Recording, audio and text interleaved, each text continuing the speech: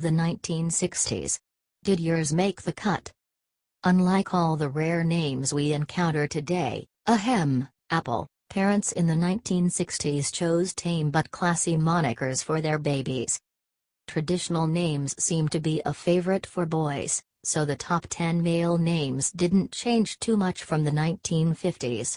However, there are some surprises when it came to the female names. The names were all taken from Social Security card applications between 1960 and 1969. See if yours made the cut. 10. Jeffrey and Cynthia. Derived from German and Dutch, Jeffrey stems from Gottfried, which means God's peace. Outside of North America, Jeffrey is a popular alternative spelling.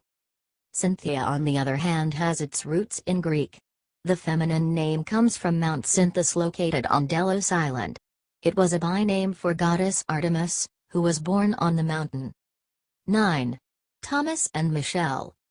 Meaning twin in Aramaic, Thomas was the name of one of the apostles mentioned in the Bible. Michelle is the feminine form of Michael, a Hebrew name meaning who is like God. 8. Richard and Donna. A popular name after World War II, Richard means strong ruler in German. As for Donna, it means lady of the home, a title of respect given to women in Italy. 7. William and Linda. The classic name William is derived from Old German and it means strong-willed warrior. Linda, meaning soft or tender, is another name with German roots. Dubbed the trendiest name in U.S. history, Linda also means beautiful in Spanish and Portuguese. 6. Mark and Patricia. Mark is a form of Marcus, a Latin name for the Roman god of war, Mars. The popular masculine name is also mentioned in the Bible. 5. Robert and Kimberly. Robert, Rob or Bob, comes from a Celtic language and it means bright flame. Kimberly originates from Old English and is derived from a place called Kimberley in Norfolk, England. The name's meaning comes from Cynaburg, which means royal fortress, and Lea, which means woodland or clearing. Its first known spelling was China Burlai. 4. James and Karen. Meaning one who follows in Hebrew, James was the top name for boys born in the 1950s, but it dropped down to number 4 in the 1960s. Karen is a Danish form of the name Catherine, which means pure. 3. John and Susan. Great Inspire. Both of these Hebrew-derived names were the fourth most popular monikers in the previous decade, and their popularity didn't falter in the 60s. John, also a biblical name, means Jehovah is gracious, and Susan means lily. 2. David and Mary. David means beloved in Hebrew, and was the name of one of the greatest rulers of Israel. Still one of the most popular names for girls, Mary means bitter in Hebrew, but most parents pick the name because of the biblical figure. 1. Michael and Lisa. Michael is the name of the only archangel mentioned in the Bible. In Hebrew, the name means who is like God, or gift from God. Unlike Michael, Lisa didn't make the top 10 in the previous decade, but it took the number 1 spot in the 1960s. It is a short form of Elizabeth. Derived from ancient Greek, it means my God is an oath or my God is abundance. Did your name make the list? Let us know in the comments.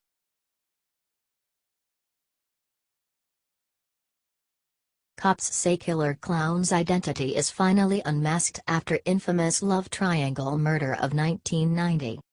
One morning in May 1990, a car pulled up the driveway of 40-year-old Marlene Warren's home in Wellington, Florida. A person dressed as a clown exited the car and knocked on Marlene's door, donning a bright orange wig, red nose, and face paint. The mysterious clown handed Marlene a bouquet of flowers and 2 balloons, then pulled out a gun and shot Marlene in the face before disappearing for the next 27 years. As the murder made national headlines, even law enforcement described the case as one of the strangest and most bizarre they'd ever seen. A local costume shop told police that a woman had bought a clown costume just days before the shooting. Eventually, authorities say that the customer was picked out of a lineup. But the case went cold. There was no probable cause to arrest the woman. It wasn't until 2014 that the investigation reopened, this time turning to advancements in DNA analysis. The case broke, and police say the killer had turned out to be someone Marlene's husband Michael knew very, very well. After 27 years, officers say that the infamous killer clown has finally been identified. They've made an arrest, bringing some sense of closure to Marlene's loved ones. Watch the video below to see how this cold case was solved, and please share this with your friends on Facebook.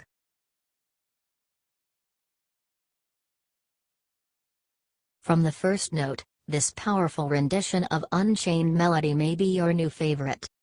Every so often, a song comes along that has the power to transform you. Even if just for a few moments, a particular piece can transport you to a different time and place entirely. Unchained Melody is one such song, and this version is guaranteed to move you. Even if you don't know all the words, it only takes a few seconds to recognize the classic tune. Sung with passion and precision, this version may very well be one of the best. Though it's been around for decades, Unchained Melody was made famous the first time by the Righteous Brothers in 1965.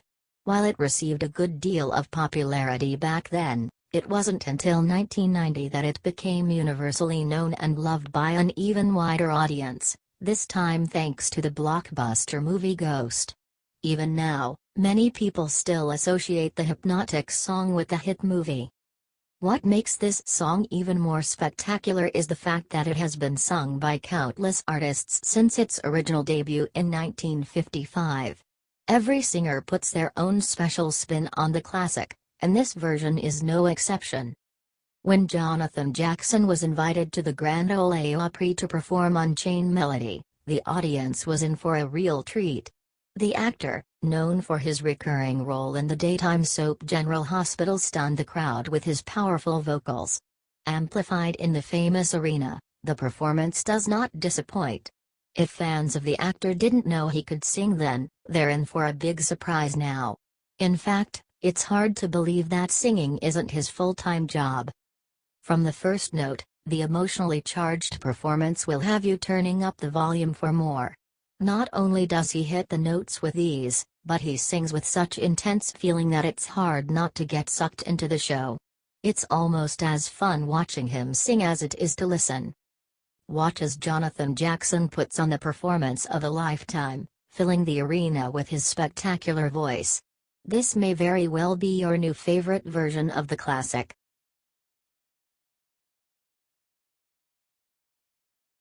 Julia Louis-Dreyfus announces she has been diagnosed with breast cancer.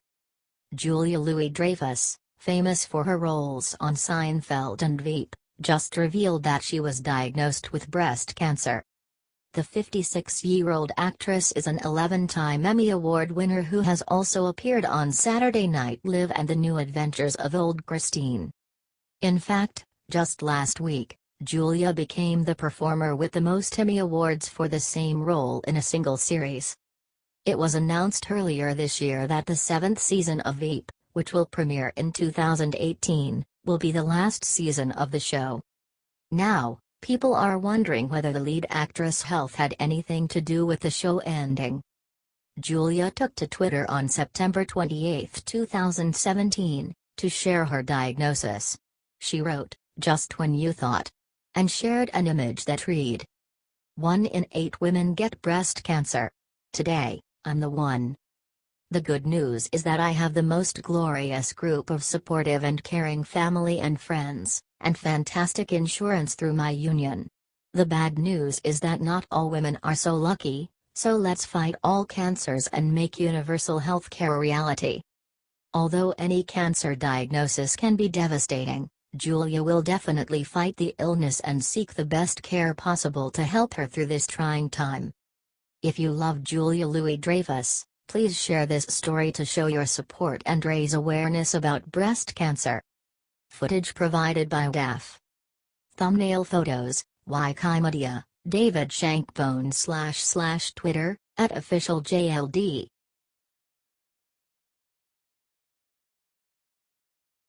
Here's the scariest bridge in the United States, and it's leaving motorists with panic attacks. Some people aren't fond of spiders, others have a problem with needles, and for a lot of people, it's heights. For those people, the Chesapeake Bay Bridge is something they wish they could avoid. This bridge reaches nearly 200 feet high at its tallest point and spans more than 4 miles in length.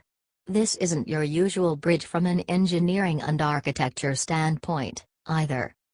Top News explains why the Chesapeake Bay Bridge was such a wonder when it was created and why it remains to be today. It said, in 1947, the General Assembly, under the leadership of Governor Lane, passed legislation to begin bridge construction. According to Top News, construction on the bridge began in 1949 and opened to traffic on July 30, 1952. The construction cost was $45 million, and at that time, it was the longest continuous overwater steel structure and third longest bridge in the world. The Bay Bridge stands 186 feet high at its highest point, high enough to accommodate ocean-going vessels and ships, and to give passengers a bird's-eye view of some beautiful scenery. This means a massive ship can pass under the bridge while you're driving over it. If that doesn't give you the chills, you're braver than most. Many motorists traverse the bridge daily. It connects the state's rural Eastern Shore region with the urban Western Shore. Not surprisingly, there are people who must rely on a special service to drive them across the bridge every day to and from work. They have an intense fear of bridges that has only been heightened by this particular bridge. A psychologist rode along with some individuals who couldn't tolerate the ride. Inside Edition joined in and recorded their panicky ride across this big bridge. Some said it doesn't help that the weather can change at a moment's notice and make the ride scary. Waves can lap up against the bridge and make it a harrowing ride. Would you ever cross the Chesapeake Bay Bridge? Is it the height or length spanning the water that bothers you most? Take a peek at this sky-high bridge for yourself in the video below.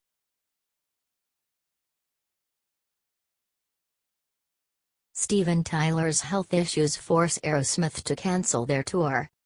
Since they made their debut in 1970, Aerosmith, consisting of lead singer Steven Tyler, lead guitarist Joe Perry, bassist Tom Hamilton, drummer Joey Kramer and rhythm guitarist Brad Whitford, has been a force to be reckoned with in the music industry.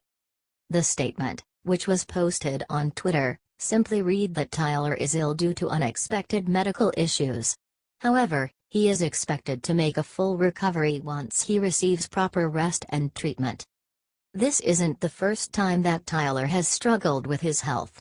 In 2006, he revealed that he had been suffering from hepatitis C, and had to undergo extensive treatment that lasted for 3 years, including 11 months of interferon treatment, which he said was agony. That same year, the rock star had to cancel tour dates after he woke up one morning and lost his voice. He underwent surgery to fix the ruptured blood cell in his throat. A few years late, in 2011, the Aerosmith frontman and American Idol judge had a nasty fall in the shower after experiencing some dizziness and stomach pain. Tyler did not disclose what the cause of his illness is this time around, but he released his own statement to reassure fans that he is not in a life-threatening condition, and apologize for letting them down. "I need to deal with this right away, and get some rest and medical care immediately in order to sustain and maintain my future performances. I promise I'll be back. Unfortunately, health does not wait, and it's something even I can't schedule around our shows. As they say, we humans make plans, and God laughs. I love you all and will be back with you soon," wrote Tyler. The band is the best-selling American hard rock band of all time, and have embarked on countless of tours to entertain their biggest fans. Decades later, Aerosmith is still touring, but it isn't without interruption. Gone are the days of performing for multiple days in a row without consequences on their health. In 2016, Perry collapsed on stage at a concert, and it was later revealed that a cardiac arrest may have been the cause of it. Now, a little over a year since the guitarist's scare, the band has been forced to cancel dates on their farewell tour due to Tyler's illness. In a statement released by the band, they announced that at least 4 of their scheduled shows in South America have been cancelled so the lead singer can seek immediate care. "We are glad that Tyler is expecting to return to the stage soon. Wishing him a speedy recovery."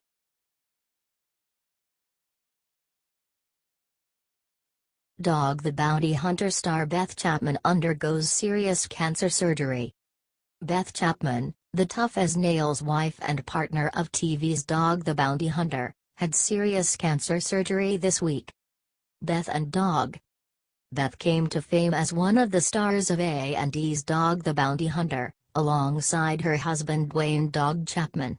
The couple ran Dakin bail bonds, and the show followed their manhunts through the streets of Hawaii. But Dog and Beth's relationship was also a big part of the show. Beth, who met Dog when he bailed her out in her younger days, became a fan favorite for her no-nonsense personality and because of the couple's very sweet relationship. She always had wise words of support for the criminals she arrested, helping them to get their lives back on track. But now Beth is the one who needs some support. We shared the news of her heartbreaking diagnosis just a few weeks ago, when she penned a letter to her close friends and family revealing that a nagging cough turned out to be a tumor in her throat. "As most of you know," she begins, "I've spent a lifetime facing tests and challenges I didn't see coming and certainly never expected." When she announced her diagnosis, Beth explained that she would need surgery to remove the tumor, and that she would have a better idea of her prognosis after it was taken out. But no one expected that just 2 weeks after announcing her condition, Beth would be admitted to the hospital again for a very serious surgery. The Blast reports that Chapman needed a 12-hour surgery to remove a plum-sized tumor from her throat. Chapman is recovering from the procedure in Los Angeles, which has only made matters worse.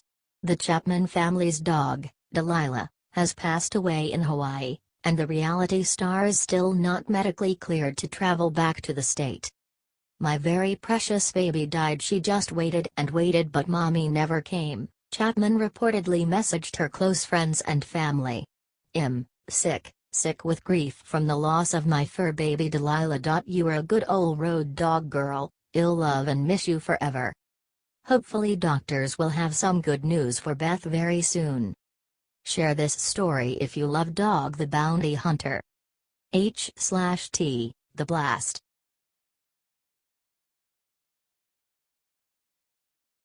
Jane Fonda loses her cool at NBC host Megyn Kelly. About a day after Will and Grace star Deborah Messing expressed her regret for appearing on Megyn Kelly's new NBC daytime show, the host is back in the hot seat. Kelly had the iconic Jane Fonda and Robert Redford on Wednesday's episode of NBC's Today Show, and some parts of the interview did not go as smooth as she had planned. Fonda and Redford went on the show to promote their new movie Our Souls at Night, but at one point Kelly deviated from the main topic of conversation to ask Fonda a question that she has previously stated she's uncomfortable answering. The Oscar-winning actress was clearly unimpressed by Kelly's probing and things got very awkward.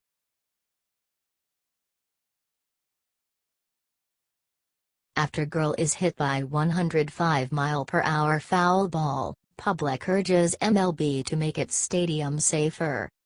Baseball is a traditional, all-American sport, but even though the game is rooted in our history, it appears the rules may require some modernization. A little girl was hospitalized as a result of being hit in the face by a line drive foul ball that entered the stands during a New York Yankees game against the Minnesota Twins on September 20, 2017. The ball was hit by Todd Frazier, a Yankees baseman, and is reported to have been going 105 miles per hour. As it made its way to the stands, players and spectators were horrified. CBS Pittsburgh describes the scene, saying, "A shaken Frazier crouched with his hands over his face. The Yankees' third baseman then bowed his head, walked away from the plate, crouched again and rested his head on the end of his bat." You can see their reactions for yourself in the video below. Little girl hit by a line drive at Yankees game. Todd Frazier looked really shaken up by the incident. Scary moments. Frazier seems to feel incredibly guilty for being the one to have hit the ball. With tears in his eyes, he tells CBS Pittsburgh, "I know the dad or whoever it was that was with them was trying their hardest to protect the girl, but the ball's coming at 120 miles an hour at them. So it's like if you've never seen a ball like that, which most people in the world haven't, it's very tough. I thought of my kids. I have 2 kids under 3 years old, and I just hope she's all right." Frazier, not being able to get the event off his mind, even took to Twitter, writing, "I'll be thinking about her every day and her family. Please keep this beautiful girl in your prayers tonight." Luckily, 2 days later, on September 22, the little girl's father updated the media, saying that she had been in and out of the hospital for the past 2 days. "She's stable," he said. "It's going to be a long process." The little girl's injuries have urged people to demand the Major Baseball League enforce extended protective netting for the stands. Although extended protective netting was recommended by the Major Baseball League 2 years ago, it has essentially been up to each individual stadium to comply. Attorney Jack Herskowitz tells CBS Pittsburgh, "There are more fans injured in the stands than there are batters hit in the batter's box in a given year." New York City Councilman Raphael L. Espinal Jr. actually proposed extended netting legislation in May, however the hearing is scheduled for October 25, 2017. Espinal says, "No one should ever go to a baseball game and leave severely injured. Nor should any player have to feel the guilt associated with injuring a fan, especially when that injury could have been prevented by safety nets. Please share this with your friends and family."